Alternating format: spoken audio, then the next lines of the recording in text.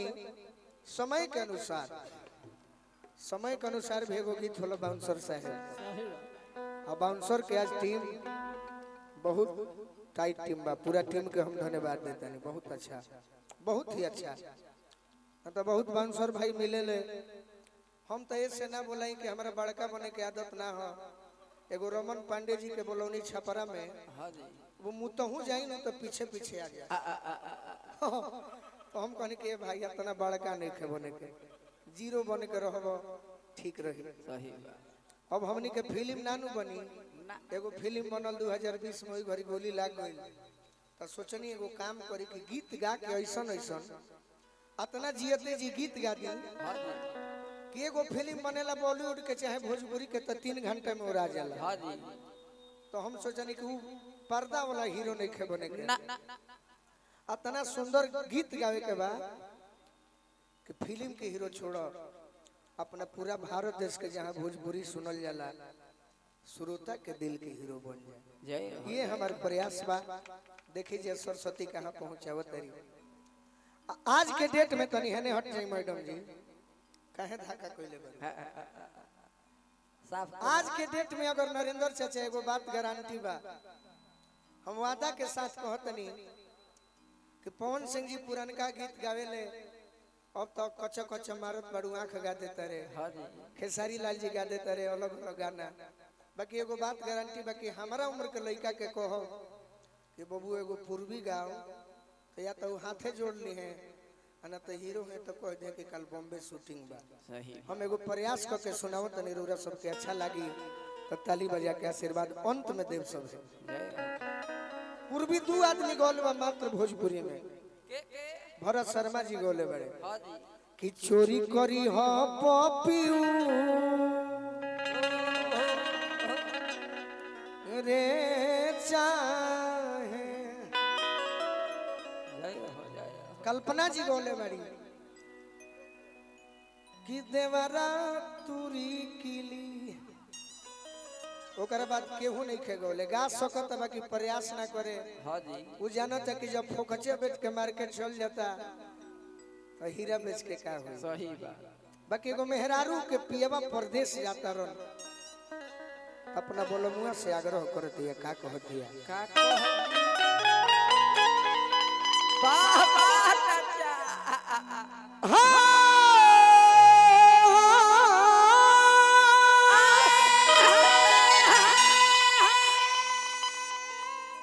बाहर जाए के तैयारी कोइले बड़े।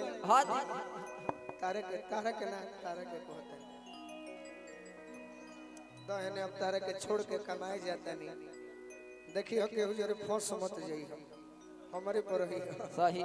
हां देवर भी ना जी हो, इना के देवरा जोरे फंस जाई। हम तारा के छोड़ के बाहर जाता नहीं। हां जी। तार मन में विचार का बा, जाई के रही बोलो बोलो माइक में, मुंह से मत जाए ना जाई। दुआर पर के पुआरा बहारी तो जनिह के रुपए बाहर होते नहीं। हां जी। मेहरारू अपना बोलमुआ से कहती है का देखी नो, पहले के अगर लइका विदेश कमाए जाए तो ओकर मातारी दही गुड़ खिया के यात्रा बनावे। सही बात। मरद जास तो दही गुड़ खिया के यात्रा बनावे। हां जी। ओइसने मेहरारू एगो कहते के राजा जी का हो कलकत्ता कमाए जाता रह। अच्छा एगो हमार बात मान के जा, का कहती है कैसे कैसे कहतिया कि जातनी बाहरा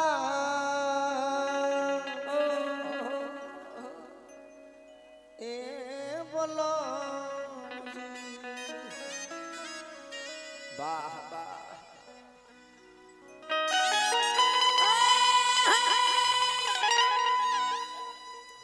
जातनी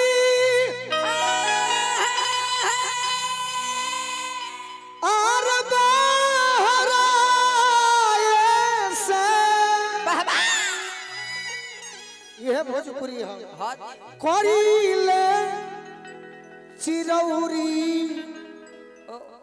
अरे चुमाए गौरी ले ली ले रुसी गाड़ी धरे खाती जा चुमाए गो औरी ले ली गाड़ी धोरे खाती जानी दौरी चुमाए गो औरी ले गाड़ी धोरे खाती जानी दौरी चुमाए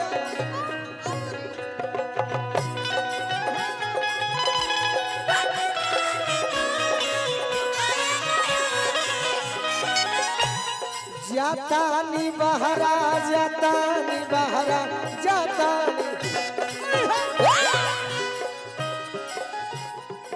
जातानी बहरा ऐसे अरे परिले चिरौरी चुमाया गौरी ले ली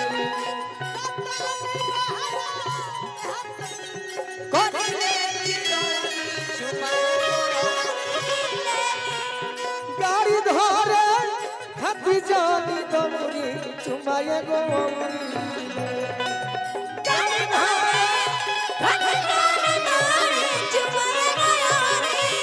गाड़ी धोरे खाती जानी दौरी अरे फूल तुम्हें भेजा नहीं मेरा दिल है हमारे गाना ऐसा ना लग बीमार हो जाए हमारे गाना ऐसा ना बीमार हो जाए मेरा दिल है ओ जाने वाले लौट के आले ये मेरा तेरा दिल है फूल तुम्हें भेजा है मेरा दिल है गाड़ी धोरे हर कौन दौड़ी चुमाए गाड़ी धोरे हर कौन दौड़ी हाय हाय आगे बढ़े तू पीछे बढ़ो आज के गई लगा ओई एक साल पा आज के गई लगा आज के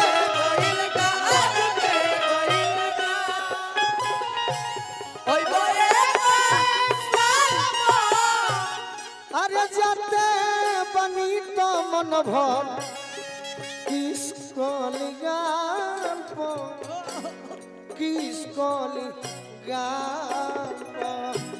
जाते बनी तो मन भर किस कलिगाल किस कलिगाल पेट नहीं भरी ए ए ए मनोजी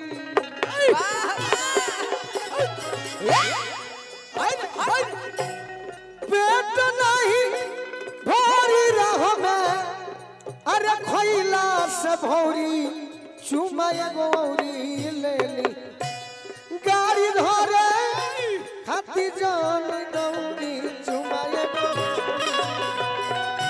गाड़ी धोरे हट जान दौड़ी चुमारे गया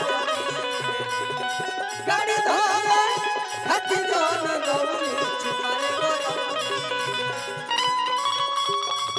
वाह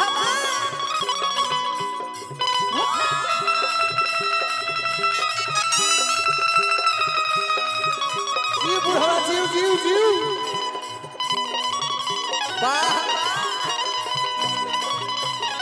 जिया बुढ़ा कबूतर जिया हट जान दौड़ी चुमारे गाड़ी धोरे हट जान दौड़ी बड़ा हमें संहारे के बाद हाँ जी देखियो बयतना लजाई जानी लाज से देखियो बयतना देखियो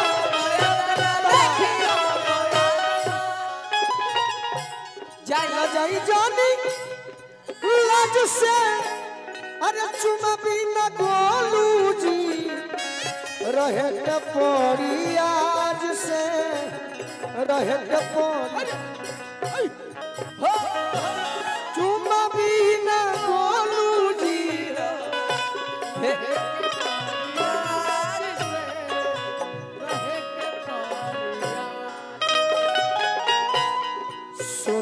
संग दी ए बोलमुआ का हो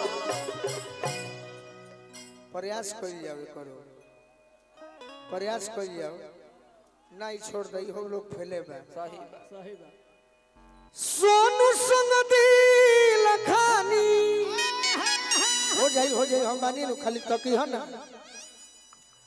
आर बोली माती सौरी चुमाए गौरी ले ली अरे गाड़ी धरे खाती जानी दौरी चुमाए गौरी ले ली गाड़ी धरे खाती जानी दौरी चुमाए गौरी ले ली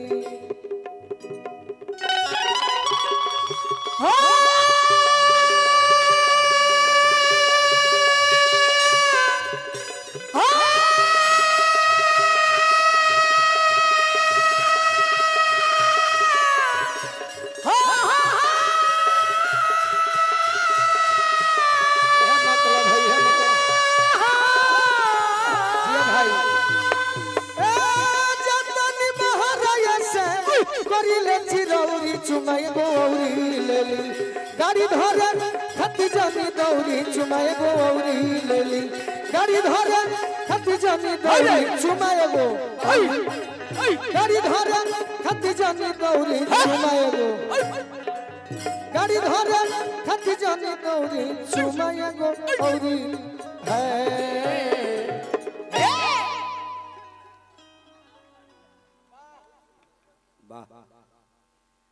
छोटे से धुन से सूरज की रोशनी को कम करना आसान कहाँ है। मतलबी दौर में सच्चा दोस्त मिलना आसान कहाँ है। आज के दौर में सभी चाहते हैं कि हम गोलू राजा बने, लेकिन ऐसे गीत सुनकर लगता है कि गोलू राजा बनना आसान कहाँ है। तो एक बार जोरदार ताली इनके सम्मान के लिए होनी चाहिए। कोई कुछ भी गाए, लेकिन जो सच्चे श्रोता हैं वो आपसे इसी तरह के गीत सुनना पसंद करते हैं और आप इसी तरह के गीत गाते रहें और पूरे देश दुनिया में नाम कमाते रहें। बहुत बहुत धन्यवाद, बहुत बहुत शुक्रिया आदरणीय गोलू राजा जी को, जिनके माध्यम से इतना सुंदर गीत, वो गीत जो कि आज से 10-20 साल पहले भी नए थे, आज भी नए हैं। और जब भी हम लोग इस गीत को सुनेंगे तो बिल्कुल नए ही सुनेंगे। तो बहुत बहुत शुक्रिया, बहुत बहुत धन्यवाद। और अब हम